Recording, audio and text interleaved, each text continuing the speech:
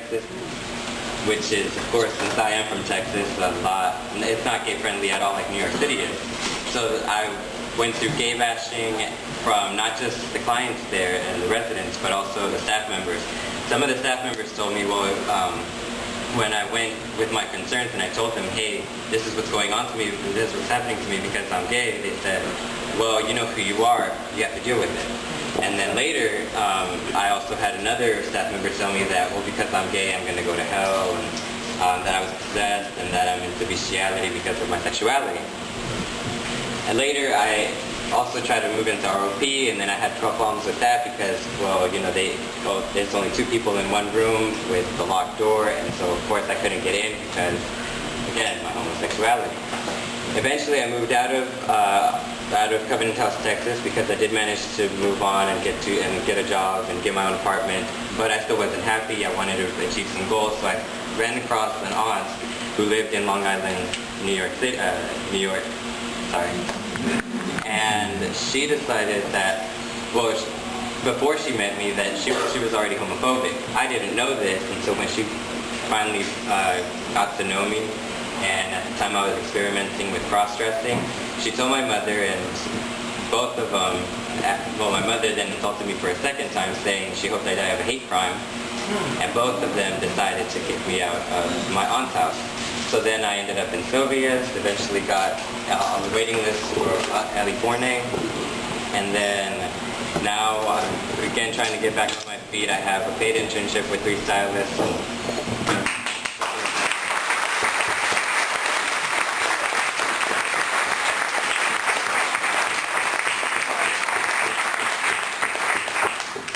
Thank you. Good evening. My name is Charlotte McClellan. I prefer if you guys just call me Nay. I came out the closet about 10 years old. As long as I knew that I was a lesbian, as long as I was trying to figure out how was I going to explain that to my mother. Being an only child from both sides of the family, my mother had dreams of me being in a beauty pageant and wearing that skirt with the bow, which was just not my cup of tea. Unfortunately, when I did come out the closet, she told me that men were looking for gay women first, you know, to rape them, and, you know, I better have a grandchild, or I'm going to have one anyway because she's going to knock me out and I'm going to wake up pregnant. You know, just all these types of horror stories to try to change who I was. But after advocating early on, like middle school, because when I came out in middle school, just because, you know, you're an A student, once you're gay, all that kind of slides down the drain. I'm telling you, they don't want to hear anything. You know, I faced a lot of bullying in school, and if it wasn't for me, you know, standing up for myself at an early age, I'd be sitting in the bookends for no apparent reason. And I faced a lot of discrimination. I was not able to participate in a lot of activities. I'm an artist, and a lot of my work was overshadowed because I was a lesbian youth at an early age. I got to high school, things seemed a little better. But once again, because of who I was not able to complete high school because I was pulled in for a legal meeting by an NYC principal. And because I didn't go along with her dirty deals, she threw my whole educational career down the toilet. She forced my grades and attendance, and they still have not been returned to this day. But I'll tell you one thing. I obtained my GED before the age of 18 years old, and this is my graduating year. I just turned 18.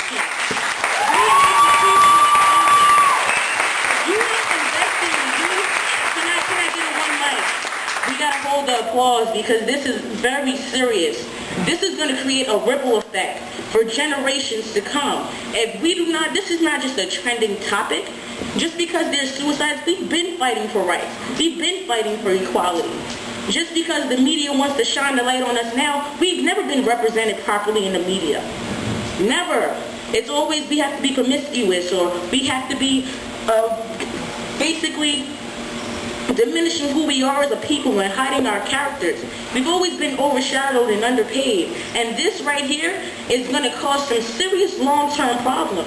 There's already children that are not being properly raised because adults have not had the emotional intelligence from the past generations that had not had emotional intelligence. And for this is why we have youth wandering around not knowing who they are, trying to find a sense of themselves and not being able to because they're being beaten ahead by so many stereotypes.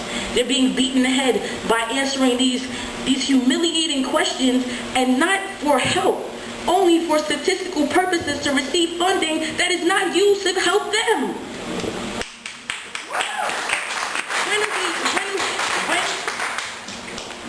A lot of programs are being cut because of these budget cuts. YAIP, the Young Adult Internship Program, is now in its last term. That is not a good thing. A lot of drop-in centers' time have been cut in half, no longer being open on all days of the week and weekends. They're being closed on Mondays and Fridays, which are vital days of the week that people need to express themselves. There are people that they're not even out of the closet and they come to drop-in centers because they feel safe to be who they are. They're not out at home. They're not out in their inner circles. And these places closing down are really diminishing their hope to even come out to their families and friends because that's the only safe space that they have. And it's unfortunate that the people that really care about the youth, that want to keep this safe space and nourish and grow it, are being thrown out. They've been working for 5 and 10 years and they're losing their jobs and they're being laid off. And then they're being replaced with people that don't care about the youth.